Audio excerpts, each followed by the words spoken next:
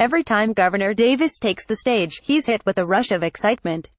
The Muncie resident and longtime blues musician soaks up every moment of it, too. Knowing eyes will be fixed on him, held on his signature hat and neatly pressed suit, in the style of musicians he idolized from the 1950s and 60s, such as Muddy Waters and Buddy Guy. You got people spending their hard-earned money to come out. You have to show them respect, Davis said. And those who come to see him play can assume they'll be as much a part of the show as they are attendees. Davis purposely bought a cordless guitar so he could parade through crowds without tripping on wires. This allows him to grab listeners' hands and pull them on stage with him. Sometimes, in the fashion of Jimi Hendrix or Earl Hooker, he'll pull the guitar strings up to his face and play with his teeth. He's a showman as much as anything, Harrod and Valhalla owner Stan Stevens said, having booked Davis to play countless shows at his Muncie venues over the years. Advertising and red invented by Teeds, and yet, there was a lot the showman didn't show. Yes, Davis knows this rush from the spotlight all too well, and he thrives off of it. But approaching his 70th birthday, he's just thankful he gets to continue his work. There was a moment in his life that nearly forced him off the stage for good. Luckily for him, the blues kept calling back. In 2012, after a 20-year career in performing, Davis detected something was off. He had actually felt this disconnect for much of his life, but in his mid-60s, it was becoming unbearable not knowing what was wrong. He describes those dark moments as the lowest of lows, feelings that never crept up past a plateau. And the search for a solution was tough. He said when he was younger, mental illness wasn't as researched as it is today, and he feared a misdiagnosis could lead to being overprescribed medication. What made it worse was that for the longest time, he kept that part of his life hidden.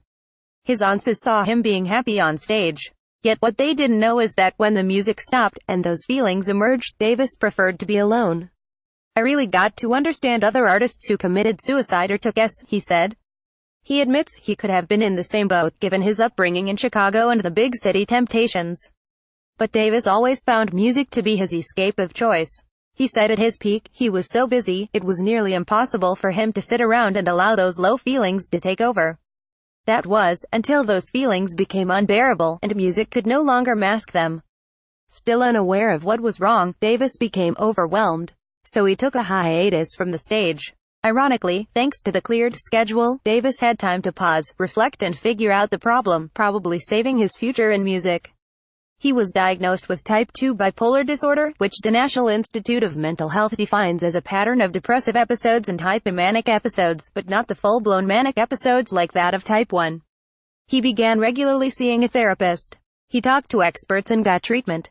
And after gaining closure, he learned there might good things to come out of it. On the negative side, you might say, oh, that's horrible, but on the positive side, my bipolar disorder is where I got my SS and talent, he said, noting that having it during much of his life led him to pour himself into music, thus strengthening that bond. A lot of good things come from music, Davis said. I learned a lot, did a lot, and it's also kept me alive throughout the years. It wouldn't be long after his diagnosis that the stage began to call his name again. In 2014, he received a few scattered offers from venues asking him to play. He spent that year easing his way back into the scene, and by 2015, he was once again landing regular gigs. Looking back now, Davis remains in a musically, spiritually fueled high. He thinks about if he hadn't had music as his safety net, and if it wasn't there to keep him busy while he was facing his then unknown condition. He never would have started the band called Governor Davis and the Blues Ambassadors in 1991, creating tunes like I Am the Governor and Don't Let the Blues Get You Down.